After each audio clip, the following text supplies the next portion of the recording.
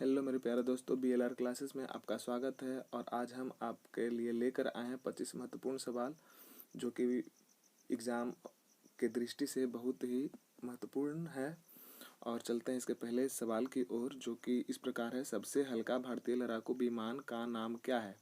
सबसे हल्का भारतीय लड़ाकू विमान का नाम क्या है? चेतक। दूसरा को इसे काट के यहाँ पे तेजस कर लें आप लोग। तेजस। पहला ऑप्शन है चेतक, दूसरा तेजस, तीसरा रुद्र और चौथा जो है ध्रुव है। तो इसका सही जवाब है तेजस। तेजस ही इसका सही जवाब है, तेजस। और तेजस जो है, तेजस को भारत में ही निर्मित किया गया है और जो भारत के द्वारा निर्मित सबसे हल्का लड़ाकू विमान है। चलिए बढ़ते हैं अगले क्वेश्चन की ओर, जो कि दूसरे नंबर का क्वेश्चन है। चीनी यात्री हेन सांग किसके समकालीन थे? चीनी यात्री हेन सांग किसके समकालीन थे? चंद्रगुप्त मौर्य के, स्कंदगुप्त के, या फिर हर्षवर्धन के, या फिर बिंदुसार के? चीनी यात्री हेन सांग किसके समकालीन थे? इसका सही जवाब है हर्षवर्धन के। इसका सही जवाब है हर्षवर्धन के। चीनी यात्री हेन सांग जो कि हर्षवर्धन के समकालीन थे। जान लेते हैं थोड़ा सा हर्षवर्धन के बारे में। हर्षवर्धन 606 ईस्वी में 16 वर्ष की अवस्था में ही सिंहासन पर बैठ गए थे और इन्होंने अपनी राजधानी कन्नौज को बनाया। और हेन सांग के बारे में कुछ जान लेते हैं। हेन सांग 629 ईस्वी में भारत आया था। इसे यात्रियों का राजकुमार भी कहा जाता है। हेन सांग नालंदा विश्वविद्यालय में पढ़ने के लक्ष्य से आया था और 645 ईस्वी तक भारत में ही रहा। लगभग 16 वर्षों तक यह भारत में रहा टोटल। चलिए हम चलते हैं अपने अगले क्वेश्चन की ओर, जो कि थर्ड नंबर का क्वेश्चन है।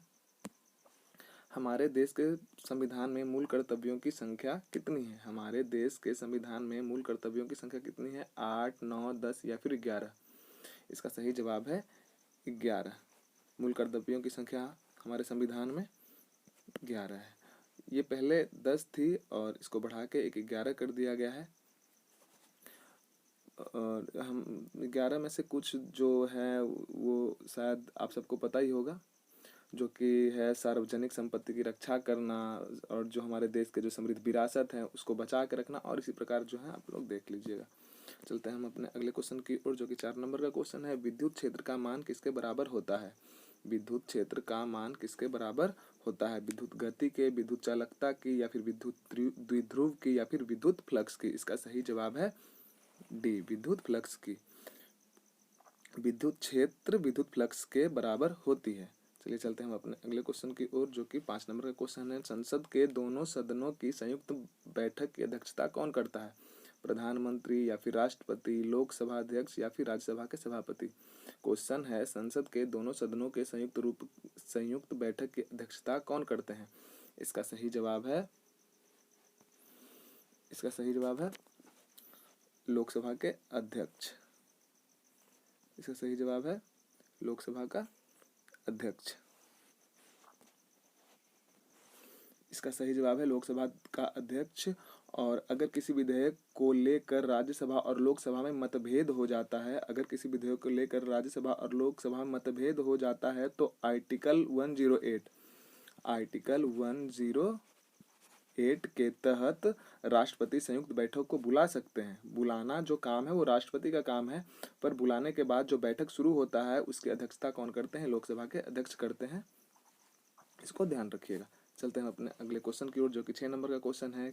किस वर्ष में ओलंपिक खेलों को अंतर्राष्ट्रीय स्तर का दर्जा मिला? किस वर्ष में ओलंपिक खेलों को अंतर्राष्ट्रीय स्तर का दर्जा मिला? इस ऑप्शन है 1956 ईस्वी में, 1914 ईस्वी में, 1908 ईस्वी में, या फिर 1896 ईस्वी में? इसका सही जवाब है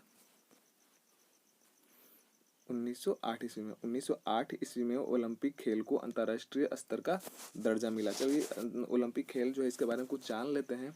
1896 ईस्वी में यूनान के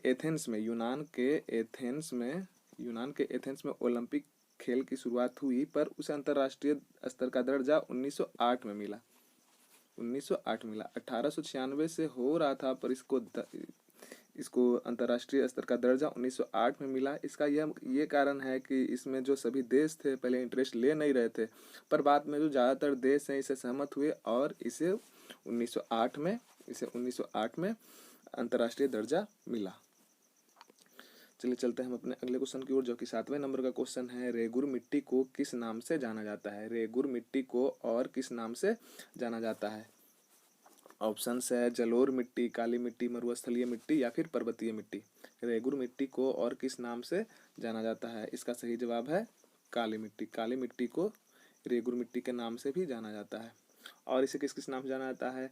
काली मिट्टी को चिकनी मिट्टी भी कहा जाता है, कपास मिट्टी भी कहा जाता है, या फिर लावा मिट्टी के नाम से भी इसे जाना जाता है। चलिए चलते हैं अपने अगले अगले क्वेश्चन की ओर, जो कि 8वें नंबर का क्वेश्चन है।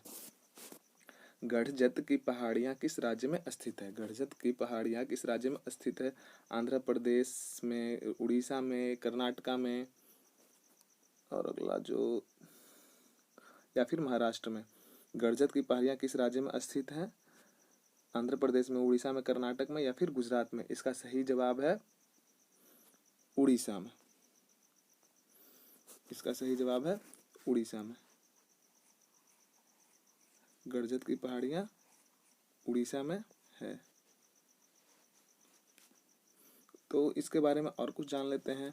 और जो गढ़जत की पहाड़ी है ना, यहाँ उड़ीसा में, इसी के नज़दीक में या फिर इसी के कड़ी में जो गोंड जनजाति है, जो भारत की प्रमुख जनजाति के रूप में माना जाता है, गोंड जनजाति यहीं पे निवास करती है, जो गोंड जनजाति है। चलिए चलते हैं अपने अगले क्वेश्चन की ओर, जो कि 9वें नंबर का क्वेश्चन है। देखते हैं, कबड्डी किस राज्य का आधिकारिक खेल नहीं है? इन निम्नलिखित में से जो कबड्डी है किस राज्य का आधिकारिक खेल नहीं है? राजस्थान का, तमिलनाडु का, तेलंगाना का या फिर पंजाब का? जो कबड्डी है किस खेल का आधिकारिक खेल नहीं है? इसका सही जवाब है राजस्थान। कबड्डी जो है राजस्थान का आधिकारिक खेल नहीं है। बाकी जो अगर जो 3 स्टेट के बारे में बात किया जाए, जो कि तमिलनाडु है, तेलंगाना है, पंजाब है, इन सबों की जो आधिकारिक जो खेल हैं या फिर राजकीय खेल अगर जो कहें तो कबड्डी है। और जो राजस्थान के बारे में बात किया तो राजस्थान का जो राजकीय खेल है या फिर आधिकारिक खेल है वो बेसबॉल है। सॉरी बेसबॉल नहीं, बास्केटबॉल कह सकते हैं। बास्केटबॉल है। चलिए चलते हैं हमारे अगले क्वेश्चन की ओर, जो कि 10वें नंबर का क्वेश्चन है।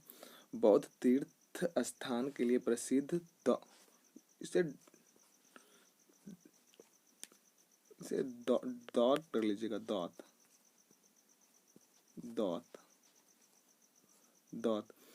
बौद्ध तीर्थ स्थान के लिए प्रसिद्ध दौत का मंदिर कहाँ स्थित है? मलेशिया में, श्रीलंका में या फिर नेपाल में या फिर चीन में? दौत तीर्थ स्थान के लिए प्रसिद्ध जो दौत का मंदिर है कहाँ स्थित है? इसका सही जवाब है श्रीलंका। जो बौद्ध तीर्थ स्थान के लिए प्रसिद्ध जो दौत का मंदिर है वो श्रीलंका में स्थित है। चलिए चलते हैं हमारे अगले क्वेश्चन की ओर, जो कि 11वें नंबर का क्वेश्चन है। क्वेश्चन नंबर 11, साहित्य अकादमी पुरस्कार मुख्य रूप से किसे प्रोत्साहन देने के लिए समर्पित है? साहित्य अकादमी पुरस्कार मुख्य रूप से किसे प्रोत्साहन देने के लिए समर्पित है? चलिए चलते हैं इसके ऑप्शंस की ओर। नाटक के लिए दिया जाता है, या फिर गीत के लिए दिया जाता है, या फिर साहित्य के लिए दिया जाता है, या फिर नृत्य शैलियाँ के लिए दिया जाता है। साहित्य अकादमी पुरस्कार, तो साहित्य अकादमी जो पुरस्कार है उसे साहित्य के लिए ही दिया जाता है। साहित्य के लिए दिया जाता है। इसका सही जवाब है सी। चलिए चलते हैं हम अपने अगले क्वेश्चन की ओर, जो कि 12वें नंबर का क्वेश्चन है। सिलिकॉन आम तौर पर किस रूप में प्रयोग किया जाता है? सिलिकॉन आम तौर पर किस रूप में प्रयोग किया जाता है? इसका ऑप्शन है अर्धचालक, चालक के रूप में, या फिर एम्पलीफायर के रूप में, या फिर विद्युत रोधी के रूप में। इसका सही जवाब है अर्धचालक के रूप में। जो सिलिकॉन का जो प्रयोग होता है, हम आमतौर पर जो इसका प्रयोग करते हैं इस अर्धचालक के रूप में किया जाता है। अगला जो 13 नंबर का क्वेश्चन है, भारत का उच्चतम न्यायालय किस दिन अस्तित्व में आया? भारत का उच्चतम न्यायालय किस दिन अस्तित्व में आया? 26 जनवरी 1950 को, 28 जनवरी 1950 को, 18 अगस्त 1949 को, या फिर 26 नवंबर 1949 को? इसका सही जवाब है 28 जनवरी 1950 को। 28 जनवरी 1950 को जो भारत का उच्चतम न्यायालय जो अस्तित्व में आया 28 जनवरी 1950 को यह अस्तित्व में आया। पेन सही से नहीं चल रहा है। भारत का उच्चतम न्यायालय जो है अस्तित्व में आया 28 जनवरी 1950 को आया। चलिए चलते हैं अपने अगले क्वेश्चन की ओर, जो कि 14वें नंबर का क्वेश्चन है। इस क्वेश्चन में, भारतीय कृषि अनुसंधान परिषद का मुख्यालय कहाँ स्थित है? भारतीय कृषि अनुसंधान परिषद का मुख्यालय कहाँ स्थित है? नई दिल्ली में, बेंगलुरु में, देहरादून में या फिर मुंबई में? भारतीय कृषि अनुसंधान परिषद का मुख्यालय कहाँ है? इसका सही जवाब है नई दिल्ली में। भारतीय कृषि अनुसंधान परिषद का मुख्यालय कहाँ है? नई दिल्ली में। चलिए चलते हैं अपने अगले क्वेश्चन की ओर, जो कि 15वें नंबर का क्वेश्चन है।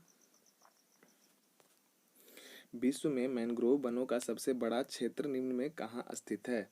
नामदफा उद्यान, कच्छ गार्डन, या फिर बल्ब क्रम, या फिर सुंदरबन। विश्व में मैंग्रोव वनों का सबसे बड़ा जो क्षेत्र है निम्न में से कहाँ स्थित है? इसका सही जवाब है सुंदरबन, जो कि बंगाल में पाया जाता है सुंदरबन।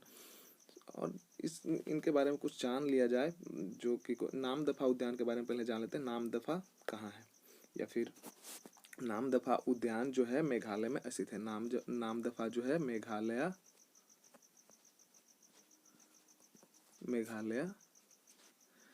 में अकक्ष कारण है, जो कि गुजरात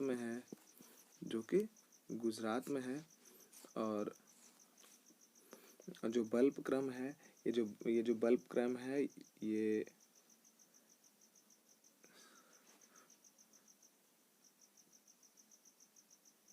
बल्ब क्रम जो है इसको अरुणाचल प्रदेश कर लेना है। और जो कक्ष कारण है गुजरात में है। बल्ब क्रम जो है ये मेघालय में है। ये जो मेघालय में है। चलिए चलते हैं अपने अगले क्वेश्चन की ओर, जो कि 16वें नंबर का क्वेश्चन है। सम्राट अशोक, जो कि महान सम्राट अशोक थे, किस वंश से संबंध रखते थे? महान सम्राट अशोक किस वंश से संबंध रखते थे? मौर्य वंश से, मुगल वंश से, गुप्त वंश से, या फिर चोल वंश से? इसका सही जवाब है, जो महान सम्राट अशोक थे वो अपना संबंध मौर्य वंश से रखते थे। जो महान सम्राट थे ये अपना संबंध मौर्य वंश से रखते थे। और जो ये मौर्य वंश के संस्थापक कौन थे? मौर्य वंश के जो संस्थापक थे वो चंद्रगुप्त मौर्य थे। और मुगल वंश के संस्थापक के बारे में बात किया है तो मुगल वंश के संस्थापक कौन थे? बाबर थे। और जो गुप्त वंश के संस्थापक के बारे में बात किया तो इसके संस्थापक जो कौन थे? श्रीगुप्त थे। और चोल वंश के संस्थापक कौन थे? चोल वंश के संस्थापक के बारे में बात किया तो चोल वंश के संस्थापक जो थे ये थे विजयालय। चलिए चलते हैं अगले क्वेश्चन की ओर, जो कि 17वें नंबर का क्वेश्चन है। श्रीलंका को किस वर्ष स्वतंत्रता प्राप्त हुई? 1948 ईस्वी में, 1972 ईस्वी में, या फिर 1947 ईस्वी में, या फिर 1968 ईस्वी में? श्रीलंका को स्वतंत्रता कब प्राप्त हुई? इसका सही जवाब है 1948 ईस्वी में श्रीलंका को स्वतंत्रता प्राप्त हुई। और जो श्रीलंका का पुराना नाम है इसके बारे में भी जान लेते हैं। श्रीलंका का पुराना नाम सिलोन है। था। पहले से सिलोन के नाम से भी जाना जाता था। चलिए चलते हैं अपने अगले क्वेश्चन की ओर, जो कि 18वें नंबर का क्वेश्चन है। निम्नलिखित में से किस वैज्ञानिक ने एक्स किरणों की खोज की थी? William Roentgen, Philipp Lenard, Marie Curie, William Crookes. इसका सही जवाब है विलियम रोएंटजन सही जवाब है, जो कि एक्स किरणों के खोज में इनका अहम योगदान है। चलिए चलते हैं अगले क्वेश्चन की ओर, जो कि 19वें नंबर का क्वेश्चन है। मूल तत्वों के आवर्त सारणी बनाने वाले पहले वैज्ञानिक कौन थे? हेनरी मोसले, रॉबर्ट बायल, मेंडलीफ, या फिर न्यूलैंड। मूल तत्वों के आवर्त सारणी बनाने वाले पहले वैज्ञानिक कौन थे? इसका सही जवाब है मेंडलीफ जो थे मूल तत्वों के आवर्त सारणी बनाने वाले पहले वैज्ञानिक थे। और अगर जो आधुनिक आवर्त सारणी के बारे में बात किया जाए, आधुनिक आवर्त सारणी जो है इसको बनाने वाले कौन थे? मोसले साहब जी। इसको बनाने वाले मोसले थे। चलिए चलते हैं अगले क्वेश्चन की ओर, जो कि 20वें नंबर का क्वेश्चन है। भारत की एकमात्र सक्रिय ज्वालामुखी कौन सी है? ओस्टर रॉक, हेवलॉक, बैरन, या फिर वाइपर। भारत की एकमात्र सक्रिय ज्वालामुखी कौन सी है? इसका सही जवाब है बैरन। जो बैरन है भारत की एकमात्र सक्रिय ज्वालामुखी है। और इसके बारे में कुछ और विशेष रूप से जानकारी ले लिया जाए। बैरन ज्वालामुखी जो कि बैरन द्वीप पे है, जो कि अंडमान निकोबार द्वीप में है। अंडमान निकोबार द्वीप समूह में स्थित है। और भारत में केवल दो ही ज्वालामुखी है। कौन कौन सा? पहला तो बैरन हो गया, पहला बैरन हो गया, और दूसरा जो है नारकोंड।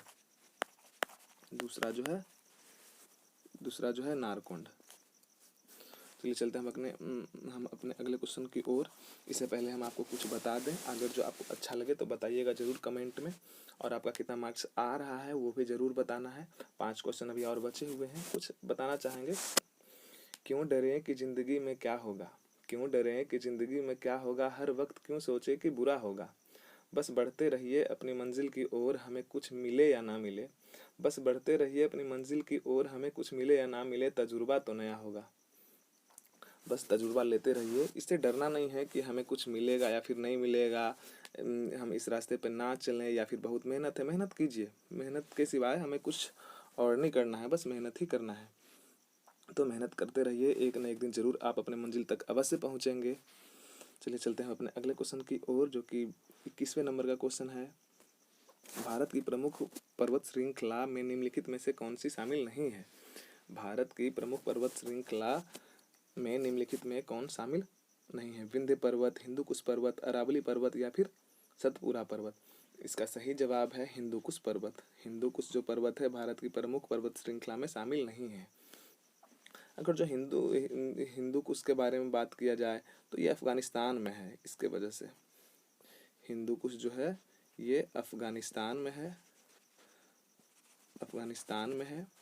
और अगर जो विंध्य पर्वत के बारे में बात किया जाए तो विंध्य पर्वत जो है ये मुख्य रूप से मध्य प्रदेश में है।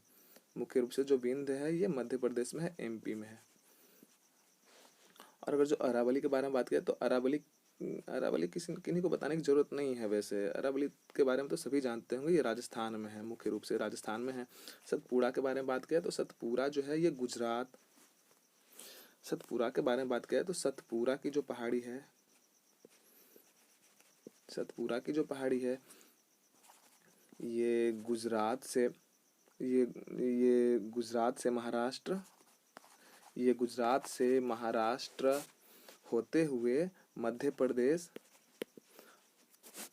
और मध्य प्रदेश से होते हुए छत्तीसगढ़ पहुंचती है। मध्य प्रदेश से होते हुए छत्तीसगढ़ पहुंचती है। चलिए चलते हैं अपने अगले क्वेश्चन की ओर, जो कि 22वें नंबर का क्वेश्चन है। निषेचित अंडा युग्मज किस में समाविष्ट हो जाता है। निषेचित अंडा युग्मज किस में समाविष्ट हो जाता है। अंडाशय में, या फिर गर्भाशय में, या फिर योनि में, या फिर गर्भाशय ग्रीवा में। निषेचित अंडा युग्मज किस में समाविष्ट होती है। इसका सही जवाब है गर्भाशय में। निषेचित अंडा जो है किस में समाविष्ट होती है, गर्भाशय में समाविष्ट होती है। ध्यान रखना है, क्वेश्चन बहुत ही अच्छा है। गर्भाशय में समाविष्ट होती है निषेचित अंडा। चलिए चलते हैं अपने अगले क्वेश्चन की ओर, जो कि 23वें नंबर का क्वेश्चन है। निम्नलिखित में से कौन सा तत्व का रासायनिक प्रतीक लैटिन वर्ड से लिया गया है। निम्नलिखित में से कौन सा तत्व का रासायनिक प्रतीक लैटिन वर्ड से लिया गया है।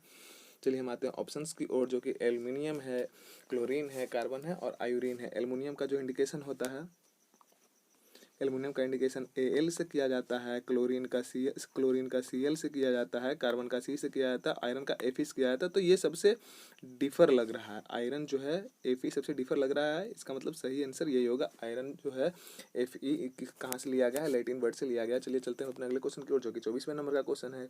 किसी वस्तु पर कार्य करने वाले गुरुत्व बल को किस रूप से जाना जाता है। किसी वस्तु पर कार्य करने वाले गुरुत्व बल को किस रूप में जाना जाता है। द्रव्यमान के रूप में, त्वरण के रूप में, आवेग के रूप में, या फिर भार के रूप में।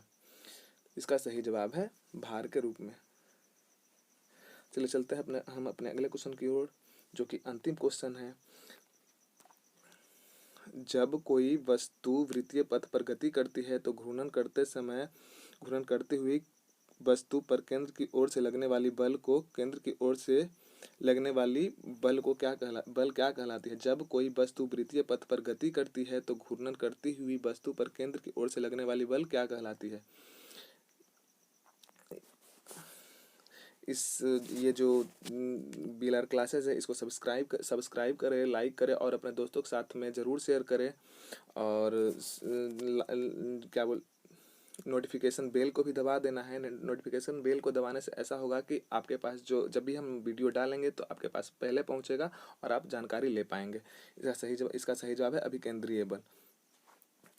इसका सही जवाब है जब कोई वस्तु वृत्तीय पथ पर गति करती है तो घूर्णन करती हुई वस्तु पर केंद्र की ओर से जो लगने वाली बल होती है वो क्या कहलाती है। इसको हम कहेंगे अभिकेंद्रीय बल। जो केंद्र की ओर से जो बल लगती है इसको हम अभिकेंद्रीय बल कहेंगे। और आज का सफ़र हमारा यहीं तक था। लाइक सब्सक्राइब अवश्य करें। धन्यवाद। जय हिंद।